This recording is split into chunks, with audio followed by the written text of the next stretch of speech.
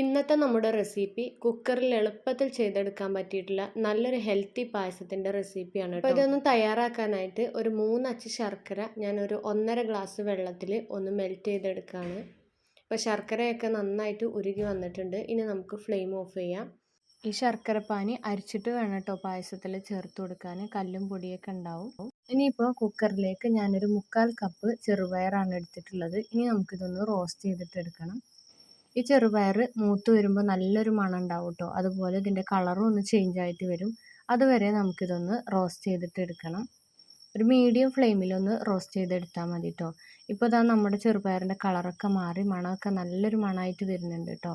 ഈ സമയത്ത് ഞാനിതിലേക്കൊരു 1/2 കപ്പ് സാബൂനരിയാണ് ചേർത്ത് കൊടുക്കുന്നത്. സാബൂനരി ചവ്വരി എന്നൊക്കെ പറയുന്ന പായസത്തിൽ ചേർക്കുന്ന അരിയാണ് കേട്ടോ ചേർത്ത് കൊടുത്തിട്ടുള്ളത്.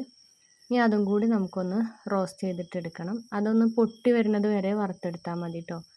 ഇനി അതൊക്കെ നന്നായിട്ടൊന്ന് പൊട്ടി വന്ന ശേഷം നമുക്കിതിലേക്ക് ഒരു 2 കപ്പ് നല്ല തിളച്ച വെള്ളം ചേർത്ത് കൊടുക്കണം. കുക്കറൊക്കെ നന്നായിട്ട് ചൂടായിട്ട് കിടക്കണോണ്ട് തന്നെ നല്ല ആവി പുറത്തേക്ക് വരും. അപ്പോൾ പൊള്ളാതെ വേണം അതൊക്കെ ചെയ്തെടുക്കാൻ കേട്ടോ. ഇനി നന്നായിട്ടൊന്ന് മിക്സ് ചെയ്തിട്ട് നമുക്കിതൊരു 10 മിനിറ്റ് ഒന്ന് അടച്ച് വെക്കാം. കുക്കറിൻ്റെ അടപ്പ് ജസ്റ്റ് ഒന്ന് വെച്ച് കൊടുത്തിട്ടേ ഉള്ളൂ. ഒരു 10 മിനിറ്റ് ഒന്ന് റെസ്റ്റ് ചെയ്തെടുക്കാം. ഇപ്പോൾ ഒരു 10 മിനിറ്റ് കഴിഞ്ഞിട്ടുണ്ട്. ഈ സമയത്ത് നമ്മുടെ ചെറുപയറും ചവ്വരിയൊക്കെ നല്ല സോഫ്റ്റായിട്ട് വന്നിട്ടുണ്ട് കേട്ടോ. അപ്പോൾ ഇനി ഇത് പെട്ടെന്ന് കുക്കായിട്ട് കിട്ടും. അതിന് വേണ്ടിയിട്ടാണ് ഈ 10 മിനിറ്റ് നല്ല തിളച്ച വെള്ളം ഒഴിച്ചിട്ട് വെച്ചിട്ടുള്ളത്. ഇനി നമുക്ക് കുക്കർ അടച്ചിട്ട് ഒരു 3 വിസിൽ വരുന്നത് വരെ നമുക്കിതൊന്ന് കുക്ക് ചെയ്തെടുക്കണം. ആദ്യത്തെ ഒരു വിസിൽ ഹൈ ഫ്ലെയിമിലും പിന്നെയുള്ള 2 വിസിൽ മീഡിയം ഫ്ലെയിമിലും വെച്ചാൽ മതി.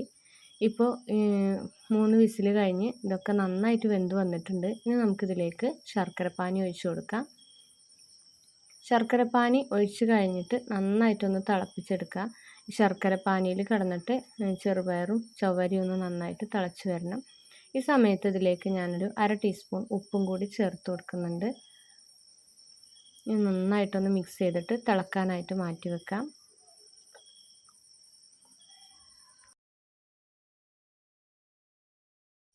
ഇപ്പോൾ നമ്മുടെ പായസമൊക്കെ നന്നായിട്ട് തിളച്ച് വന്നിട്ടുണ്ട്. ഇതിലേക്ക് ഞാനൊരു 1/2 ടീസ്പൂൺ ഏലക്കാപ്പൊടിയും കൂടി ചേർത്ത് കൊടുക്കുകയാണ്. ഇനി എല്ലാം കൂടി നന്നായിട്ട് തിളച്ച് വന്ന ശേഷം ഇതിലേക്ക് ഒരു തേങ്ങയുടെ പാലാണ് ചേർത്ത് കൊടുക്കുന്നത്. തേങ്ങാപ്പാലും കൂടി ചേർത്ത ശേഷം ഇനി നമുക്ക് നന്നായിട്ട് മിക്സ് ചെയ്യാം. ഇനി ഇത് നല്ലപോലെ ഒന്ന് തിളച്ച് വരണം കേട്ടോ. അപ്പോൾ തിളക്കുന്നത് വരെ നമുക്കൊന്ന് ഇളക്കി കൊടുക്കാം.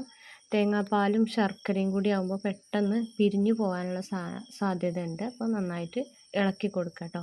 ഈ സമയത്ത് ഞാനൊരു ടീസ്പൂൺ നെയ്യ് ചൂടാക്കിയിട്ട് കുറച്ച് തേങ്ങയും തേങ്ങാക്കൊത്തും അണ്ടിപ്പരിപ്പും മുന്തിരിയൊക്കെ ഒന്ന് റോസ്റ്റ് ചെയ്തെടുക്കുകയാണ്. ഇനി ഇത് നന്നായിട്ട് തിളച്ചിട്ടുള്ള നമ്മൾ പായസത്തിൽ ഒഴിച്ചു കൊടുക്കാം.